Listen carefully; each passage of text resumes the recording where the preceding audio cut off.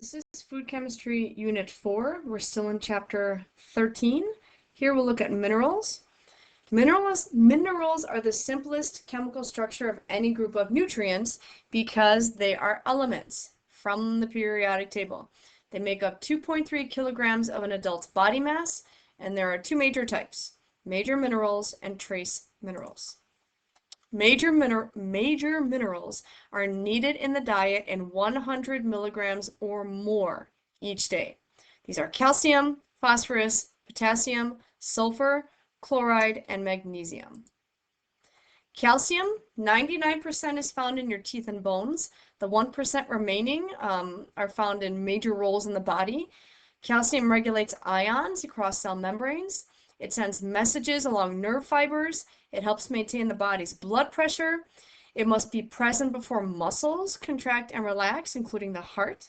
And it's a catalyst in one of the steps of the blood clotting process. Milk is considered the best source, but you also have milk, yogurt, cottage cheese, sardines, and canned salmon that are great sources. Broccoli, collards, kale, mustard greens, watercress, parsley, and seaweed are also good sources of calcium. Phosphorus, most is in bone tissue. It's part of the DNA nucleotide, the genetic material of the body. It's found in compounds that extract energy from nutrients, and it's found in most foods, including soft drinks. So soft drinks have, right here, phosphoric acid. Sodium, potassium, and chloride. So actually chloride is an ion here, right? It's Cl minus. And I'm also going to look at sodium, potassium as ions as well. So the sodium ion and chloride ion maintain the body's fluid balance.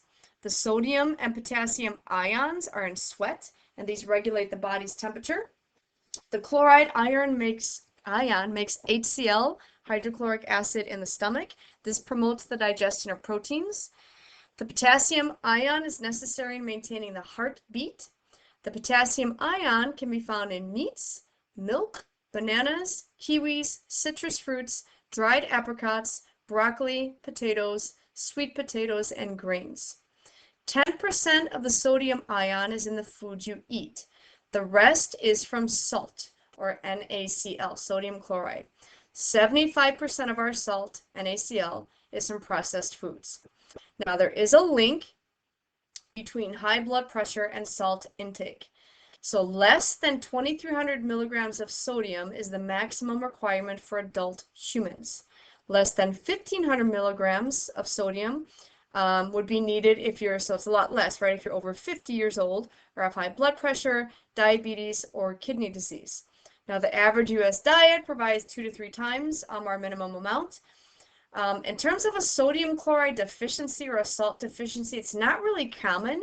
It's usually a result of some illness. So if you keep vomiting or you have diarrhea, if more liquid keeps coming out of you, then it's hard to hold your salt content steady. Then you'd be deficient.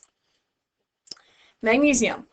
There's small amounts in the body, but it's quite useful. It's involved in hundreds of enzymatic reactions. It's needed for bone health, muscle contractions, and nerve function. The body stores magnesium, so few people are deficient. It's found in legumes, whole grains, dairy, nuts, seeds, and dark green vegetables. Sulfur helps maintain your acid-base balance. It helps the liver change toxins into harmless substances. It's an important part of protein molecules, and it's found in any protein-rich food. Now, your trace minerals. These are needed in less than 100 milligrams per day. Some minerals are found in such small amounts that it's difficult for researchers to understand their role in the body. This field is still growing. Scientists are still trying to understand trace minerals. Iron. Iron is needed for the production of red blood cells. It's also part of the protein in hemoglobin and myoglobin. Now, anemia. This is a lack of iron. It causes too little oxygen to be available for the energy for metabolism. Anemia is very common in young women starting to menstruate because they're losing a lot of iron in the blood as that blood leaves the body. Some foods interfere with how the body absorbs iron, like tea, coffee, soy protein, wheat bran, and fiber. But something like vitamin C helps iron absorption. So when you eat a hamburger, if you eat it with a slice of tomato, the tomato helps the body take in iron from the meat.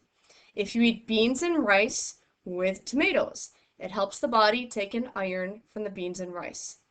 Foods that are high in iron include meats, fish, and poultry, particularly organ meats like liver, milk, legumes, dark leafy green vegetables, dried fruit, whole grains, bread, and cereal are also good sources of iron.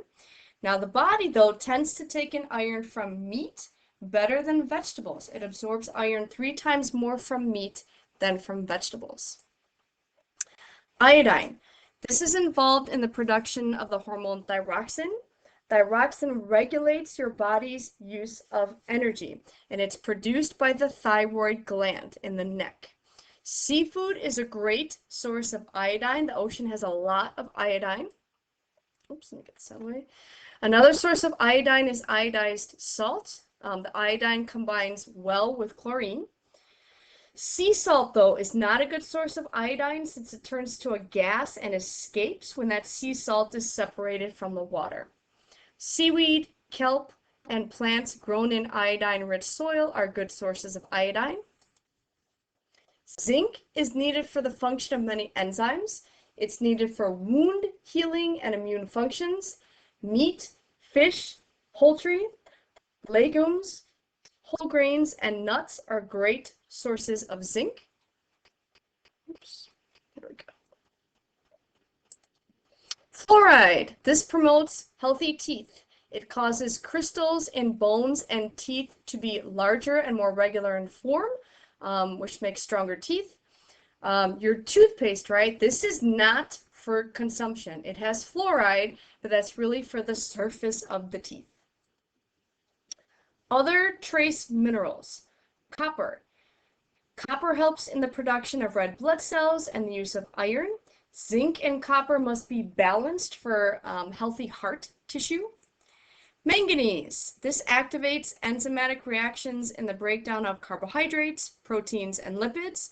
It also has a role in skeletal development. Chromium. This is for proper insulin action. Diabetes symptoms may occur with a lack of chromium. Selenium. This works with vitamin E to protect the body from oxidation.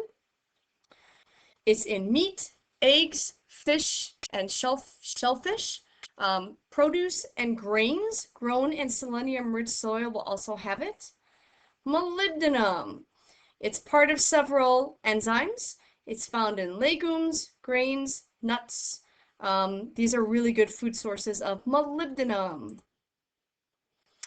The effects of processing and preserving food.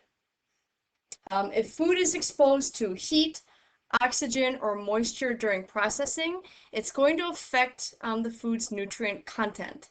Processing can improve the availability of certain nutrients, or processing can reduce or limit the body's ability to absorb nutrients. Enrichment and fortification. These are 2 ways to add nutrients to foods. So enrichment means to restore some of the nutrients that were removed from refined grain products. Rice, for example, the bran layer is often removed to produce white rice. It removes a layer with iron and B vitamins. Processed white flour removes iron and B vitamins. So rice and white flour would have to be enriched with iron and the B vitamins. Since these are lost and how these things are produced, they have to be put back in because people need that in the diet. Fortification.